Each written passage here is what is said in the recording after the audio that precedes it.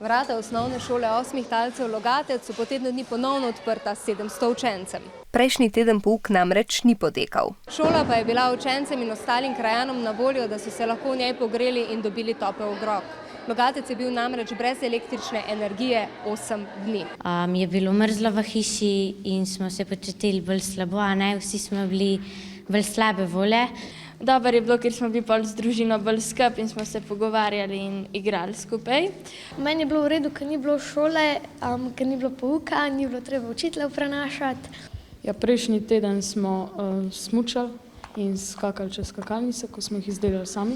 Drugače je bilo pa tako, ni bilo v redu, ker nisem videl prijateljev, telefoni itak niso zelo dobro delali. Pouk je danes že potekal tako, kot so učenci vajeni, in v šoli so se zbrali 10 minut pred 8. Malo mi je bilo težko se spet privaditi, ko sem mogel vstati tako zgodaj. Drugače pa po eni strani sem bil pa tudi vesel, da srečam še kakšne prijatelje. Ko sem razmišljal, ko sem hodil na poti v šolo, a vejo vsi, da je šola, če so šli pogledati na vrata šole, ker jih internet ni prevelikih ni delal.